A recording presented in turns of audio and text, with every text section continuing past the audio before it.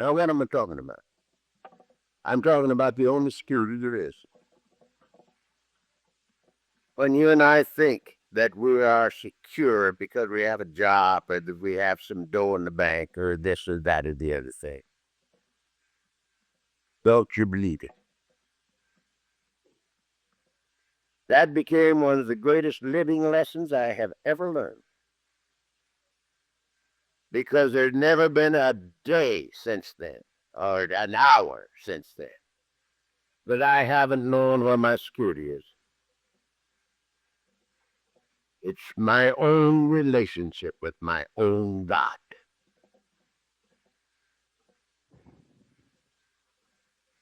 And so, yes, one day at a time,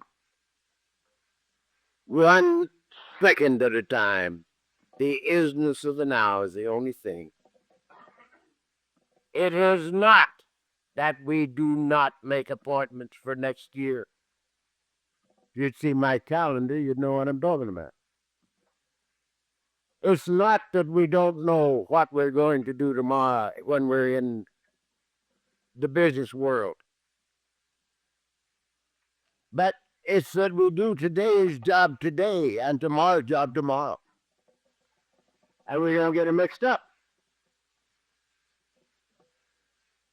Again and again and again, I can stand up here and tell you, gentlemen, God is sufficient unto all of my needs.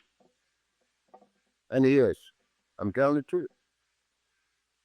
That if I don't do something about it, I'll starve to death. It's a true statement. But there's something for me to do. The gift of God was made at the foundations of the earth, but not on my terms, on His. And His terms are that I act like His kid, that I go about His business. And when I do that, I come into my inheritance. And it's that simple. It's that simple. It's my business to go about His business. And it's His business to come. Now we got one more session. This is the only one I've taken you over time. And it was your fault.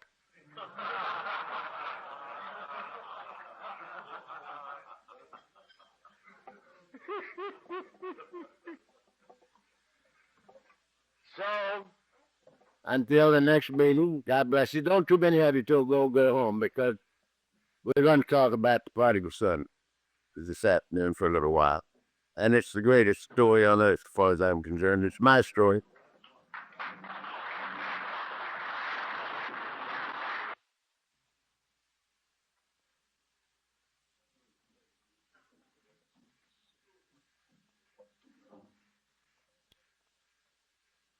All good things have to come to an end, I guess. But in thinking again, this might be just the beginning, not the end.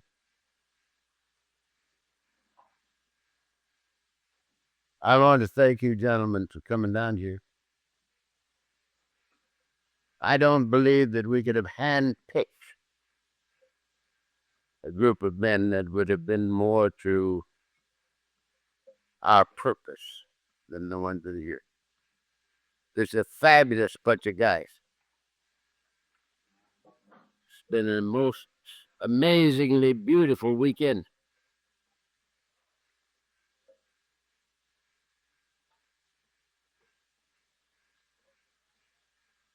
Been a lot of love in the grounds and in the meeting rooms and in the hospitality rooms. A lot of love. The spirit has been excellent. As far as I'm concerned, I've never been to anything that has been more nearly right than this has been for me. And I thank you very much for coming.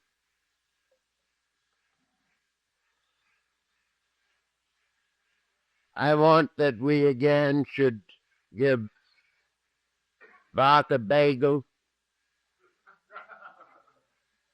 and John Crean and Howe a good rousing.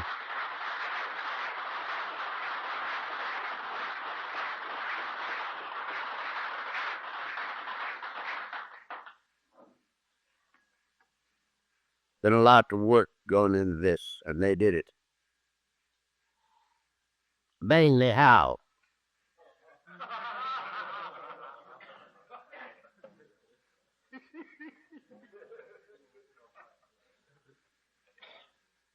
The other two were not fullbacks, they were drawbacks.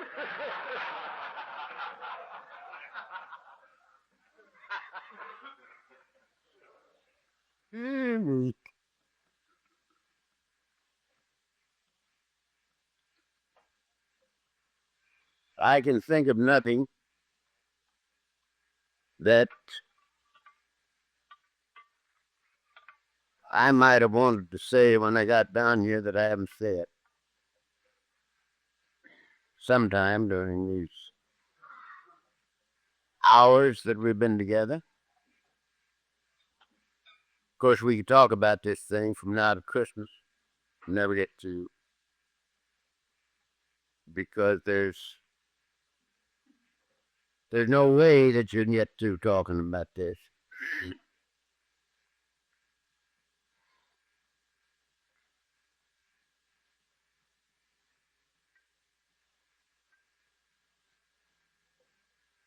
One of the greatest things about getting older in the program of Alcoholics Anonymous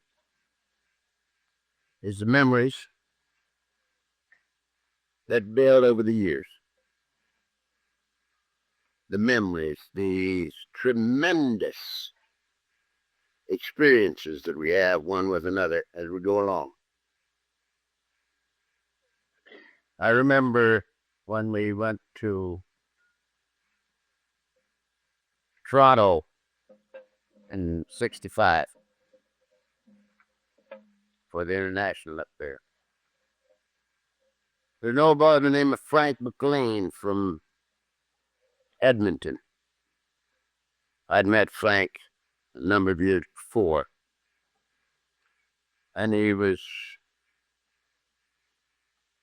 had a beautiful experience with him. And I was hoping as we went up there that Frank might be there. And he came. And when I spotted him, immediately went for coffee, and we sat down there and talked. And I told him how I so wanted him to be there. And I says, all the way up here, I was thinking about supposing 5 years ago I had have said to myself, I've done enough. I've done my stint. I'm going to take it easy. I'm going to retire.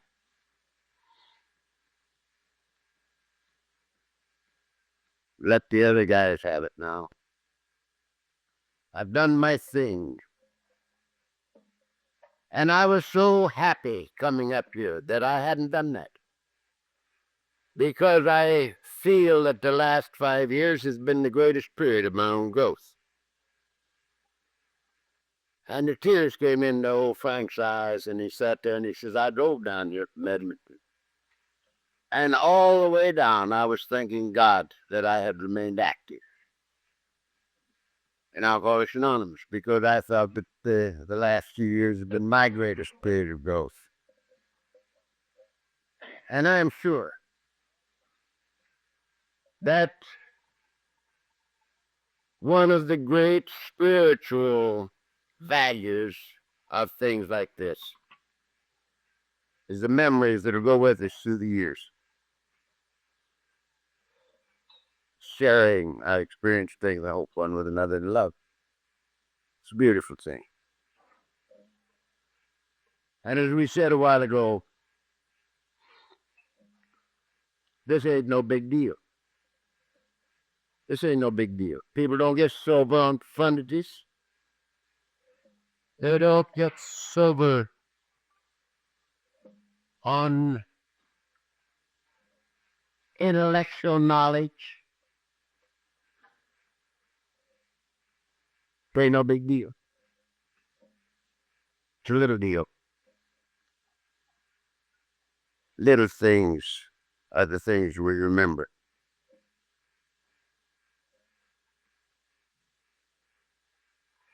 There's a guy came up to me 20-some years ago in Claremont, and I believe he's the ugliest man I ever saw. He was tall, 6'4", 5", and he had toothy hair, and it would stand straight up. And he had ears like that, with a great beak on him, and no teeth. He didn't have teeth in his head. And after the talk, he came up to me, and he smelled like 2 breweries. Not 1, 2. And he says, Chuck, I heard what you said, and I'm not going to have to drink anymore. And every Christmas from that time, wherever the guy'd been, on Christmas Day, I get a call from him. And I answer the phone. He said, don't take that first drink.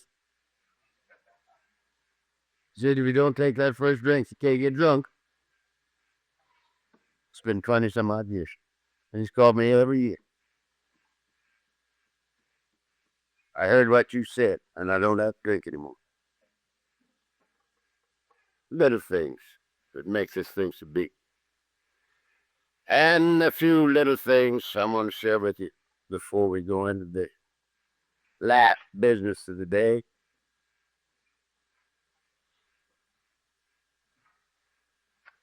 Many others have heard me say this, but it's more real to me today than it ever was. 20-some odd years ago, I taught on Sunday night in Highland Park. And after the meeting, there were 4 or 5 of us standing in the middle of the room with our arms on each other's shoulders. And we were saying to each other, how lucky can a man be?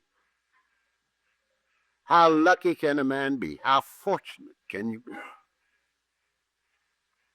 That a tongue-chewing, babbling idiot drunk could have a life like this. How fortunate could we be? And one kid wasn't saying anything. And pretty soon he looked to me and he said, Chuck, he says, I'm ignorant. I ain't never read no books. He says, there's no sense in me reading books because I don't understand them. He says, I don't know nothing about God. He says, I don't know nothing about the Bible. But this no man can take away from me. He says, when I do these simple things one day at a time to the best of my ability, I feel clean inside. And good things happen in my life. And when I could talk, I said, son, don't ever read no books, no time. That's the very essence of all the books that were written. That's what we want, that we might feel clean inside and have good things happen in our lives. And about 3 or 4 years ago, I was talking to Highland Park group, and Eddie Hawthorne was there. And I got to thinking, well, Eddie was in that meeting that night when this monkey said, I'm ignorant. So after the thing was over, as soon as I could sneak away, I caught Eddie on his way out. And I said, Eddie, do you remember who it was that said, I ain't never read no books? I'm ignorant. Eddie says, no. And he started to walk away. And he came back, he said, it was me. And it was Eddie. He's had 25 years or so. Sober. Happy in this program. It's beautiful. A little earlier than that, I was a jack someplace, I don't know where. And there was a kid came up to me, and he says, Chuck, he says, you know why it's so hard for us to find God? And I didn't want to answer him. I was tired. I wanted to get the hell out of there. And I thought to myself, I'm going to have to listen for an hour to some explanation of why it's so hard for us to find God.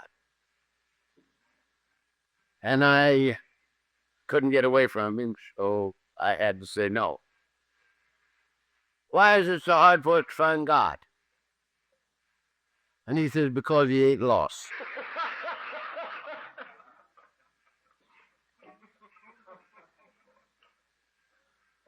Because he ain't lost. That's fabulous. Because he ain't lost. He says, you see, all we got to do is come back home. And we find God's always been there. We've been away. And there was another old boy. His name was Big Smith. Big Smith was from Flint, Michigan. And he was my kind of a drunk.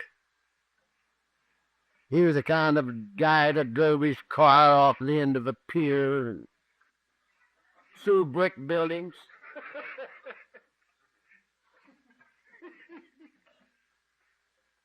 He sort of crippled himself up a bit. One leg was about that much longer than the other, and he'd walk like he was sneaking up on somebody. Smitty came into meeting in Hawthorne. 27 years ago, I expect it was. And he had a little plaque on his arm. And he picked it up in a hospital down in Texas. And here's what the plaque said. It said, if you're not as close to God as you once were or as you would like to be, make no mistake, you're the one that moved.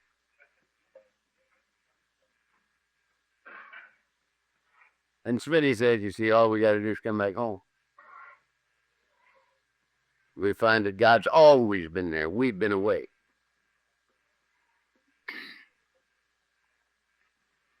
And there was another little thing that I have treasured over the years. I don't know where it came from. I don't know where I got it. But it's a fish story, too. You remember we had a fish story already. There's another one.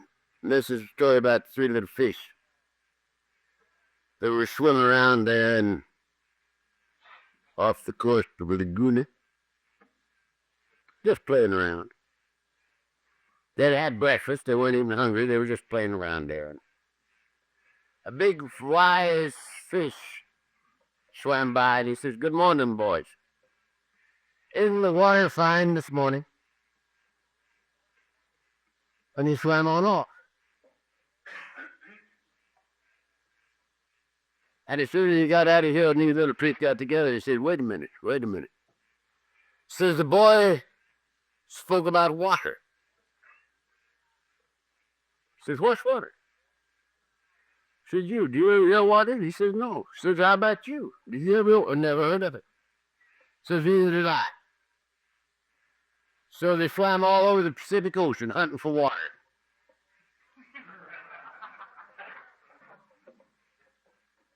In which they learned and moved and had their being. Fascinating.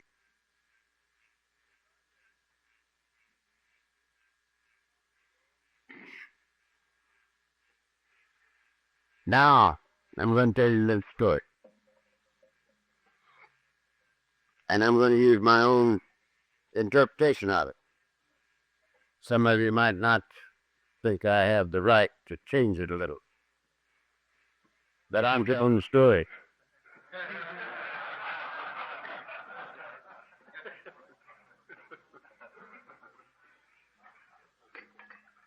And this is my story. And it's your story. It does more to explain me to me and you to me and our relationship to God than pretty nearly anything I've ever seen. Story of the prodigal son.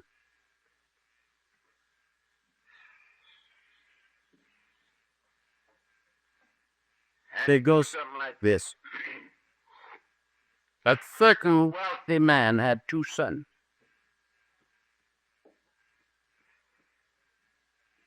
And the youngest one of them came to his dad. And he says, Dad, I've got me some ideas. I'm going out to Hollywood. They do a lot of things out there. The big deals out there. Motion picture industry, big. And you can do big things out there. So, says he, give me my inheritance. And the father gave it to him. Now, the father didn't say, wait a minute, son. We're wealthy. We have everything you need right here. Stay home. You'll get out there away from home, away from your family, and you're liable to get in trouble. You might run onto a blonde with a bottle of muscadoodle, and you'll get into a hell of a lot of trouble. Stay home. He didn't say that. He didn't say nothing. The kid says, give me my inheritance, and he gave it to him. And the kid went away from home into a far country and wasted his substance on riotous living. Now, that might not fit you, but it fits me pretty good. Down to suspiciously like me. And he wasted his substance on riotous living. And when he had spent all, there arose a mighty famine in the land. And as serious as this is, tickled the hell out of me. If there was ever a bunch of people that should understand the famine,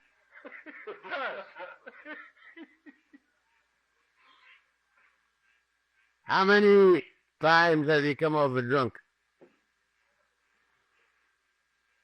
Found everybody that's been looking for you. 90% of them just tell you they never want to see you again. And the other 10% have been trying to bank one of your checks with a tennis racket. She's having difficulty. I don't think they make famines like that no more. That's a famine. So the kid, after he'd spent all, there arose a mighty famine in the land, and what did he do? Did he come back home? No, he wouldn't. He did just like you did, and like I did. He went to a man in that country. We did too. We went to a man in that country, doctor, psychiatrist, priest, preacher.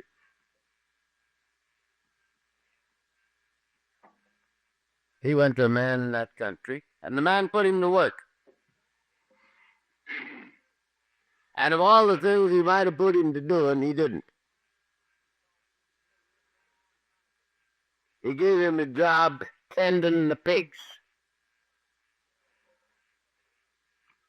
Now this is very significant, because this was the Jew boy telling this story. And Jews don't like pigs. There would be nothing so obnoxious to a Jew than having to tend pigs. And there he was, tending the pigs. Meaningful it is, because that means the guy was down. Low. He was low down. We have a name for it. We call it a low bottom. And he'd done hit himself a low bottom, tending pigs. And while he was in the pig pen with pigs, he got hungry. And he fain would eat the husk that the pigs did eat. And no man gave unto him. He was beyond human help. And no man gave unto him. Probably no human power could have relieved the alcoholism. Same thing. And while he was there, with everything gone, it occurred to him that in his father's house was plenty to spare. They were wealthy. But here he was, totally done in. But he said to himself, I can't go back there and say to my father, look, Dad, I'm your boy. Can you recognize me? I'm your son. Couldn't do that. Couldn't do that. The self-condemnation that goes with the disease of alcoholism. How we condemned ourselves. How we hated ourselves for the failure that we were making in the business of living. And so it was with him. But he also remembered that the servants back there, the hired servants, were pretty well taken care of. They were living a lot better than he was. And so he said to himself, I'm going back home. And I'm going not to say I'm your son. How about taking me back on? But he said, I'm going to apply for a servant's job. Hired servant. So he made a decision. He says, I will arise and go to my father.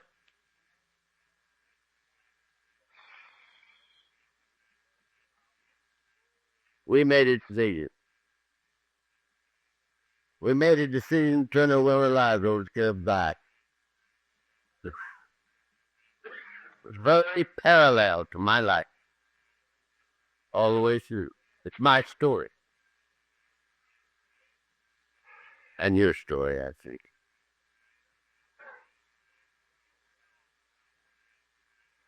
So he got up and started. Now here's the miracle of Alcoholics Anonymous. Here's the thing itself. This is the essence of our program. The kid has made his decision and he started home. And the father saw him a long ways off and came to meet him. Ah, this is fantastic.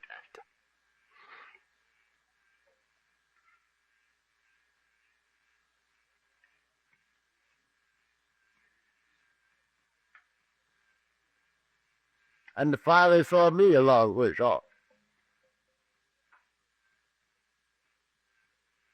And the man says to me, Mister, were you looking for somebody? And I said, nope, sir. And he says, what were you looking for? And thinking it was a matter, and I said, well, if it would interest you, sir, I was looking for sobriety. And everything about that man changed in the twinkling of an eye. I was hooked before he ever opened his mouth again. Because it was obvious that he was glad I was there when everybody that knew me wouldn't even spit on me. My own flesh and blood wouldn't have anything to do with me. And here was this stranger. So glad that I was there that he lit up. And when he spoke again, this is what he said. He says, "Why, take off your hat and coat. You're in the right place." And he took me and locked me asleep. God came to meet me through you who had already found your way. Now, I didn't know you, but you knew me because I was an alcoholic.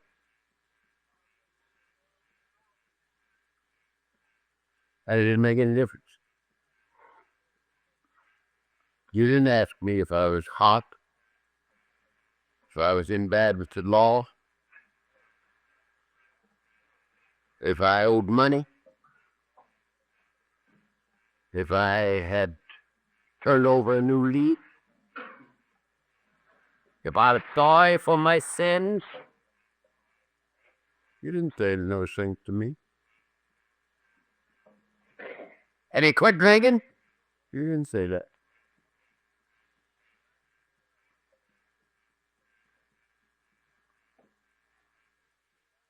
You should take off your hat and coat. You're in the right place. And so the father saw the kid a long ways off, and he came to meet him.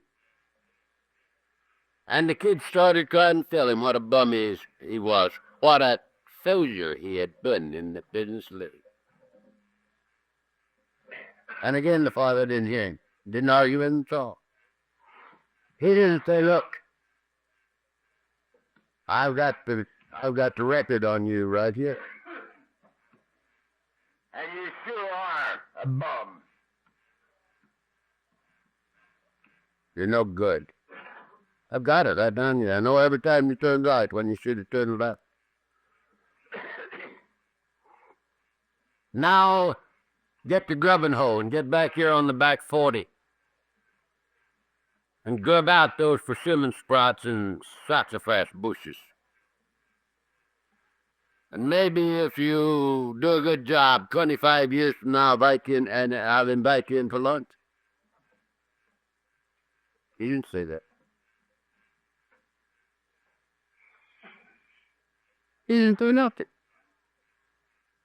He fell on his neck and kissed him.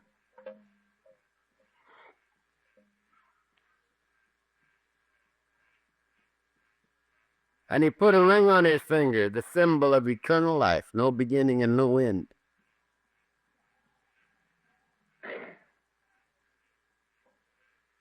And he called to the servants. And he says, "Kill the fatted calf. We're going to have a party." The boy was dead. And he's not alive. He was lost. And he's come back home. So let's have a party.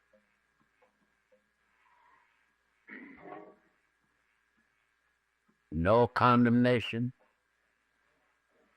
No reprimand. No argument. The love of the father for his child.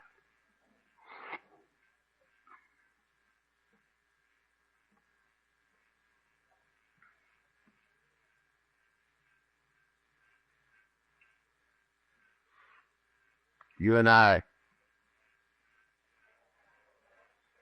having run out of our own resources, have been privileged to wander into an Alcoholics Anonymous meeting and to stay and to find the same experience. The prodigal son. We come home. It's not normal to walk alone. It is not normal to walk alone. It's normal for us to walk down the high road of life with our arms around each other, sharing our experience, strength, and hope one with another in love. This is normal. Normal is breathing. It's not normal to be away from the Father's house. We're like little kids that are lost in the woods.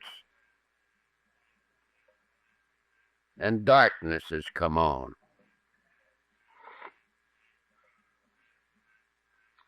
We're scared to death.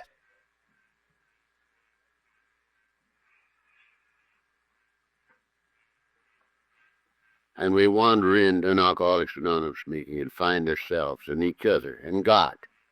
What a deal it is. What a fabulous thing it is.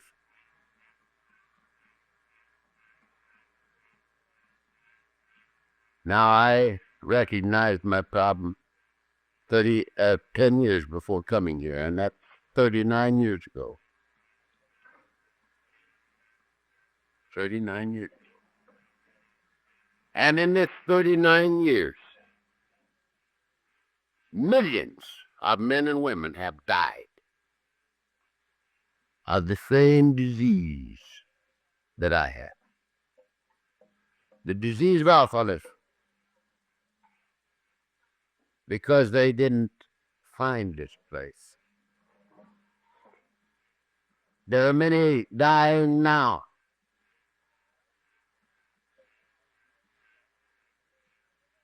Almost in rifle shot right here. Dying of the disease of alcoholism. And they don't know. They don't know.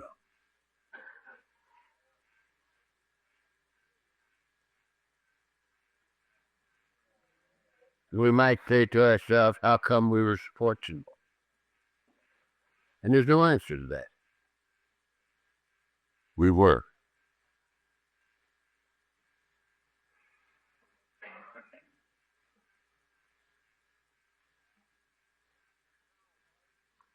And myself, having over 10,600 days, one day at a time,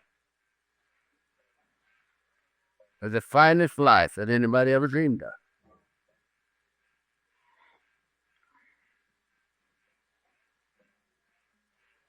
And from a tongue-chewing, babbling idiot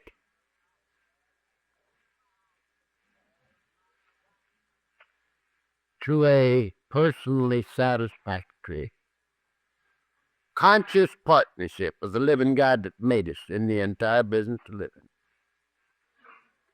What a transition. What a miracle of life.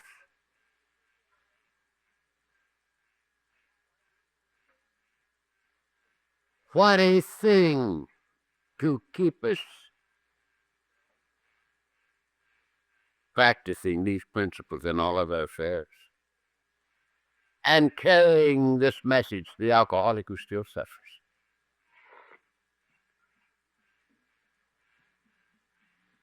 How fortunate are we that we have a lifetime job outlined for us in step 12.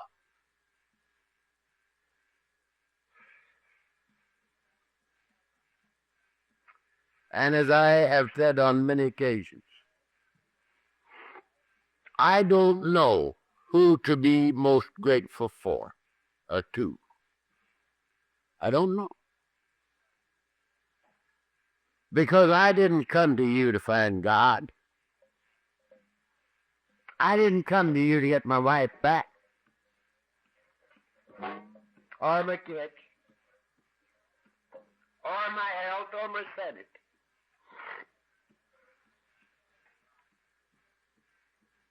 I'd looked for God for 30 years and I couldn't find him. Because I had him located someplace else. And I came here to find out how to live one day at a time without drinking. And guys just like you took me in and shared their experience, strength, and hope. But more than that, much more than that, their love.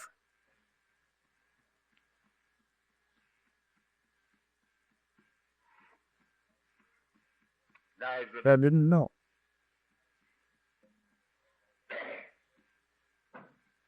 But they know me. They knew me, you see. And so, insofar as I am capable of doing it, I will be authentic to share this thing with Brooks. As long as there's breath in me.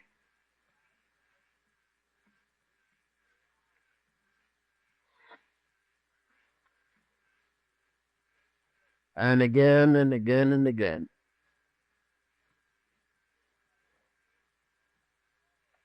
You guys get dear to me all the time. Because you're the guys that nursed me back to health.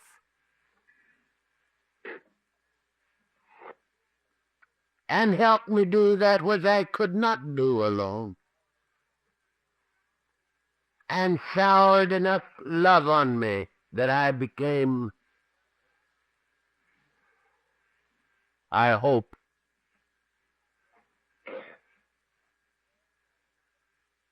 aware of the fact that God is love.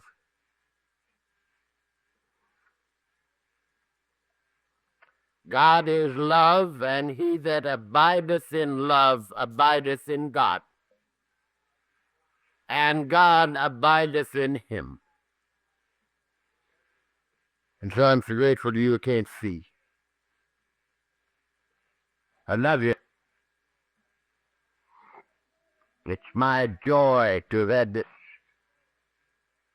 weekend with you, and I shall never forget it. Because some part of every one of you is going to be with me for the rest of my life. So I thank you again.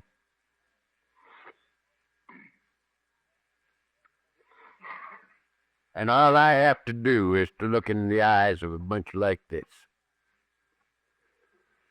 to feel my God. God bless you. Thank you very much.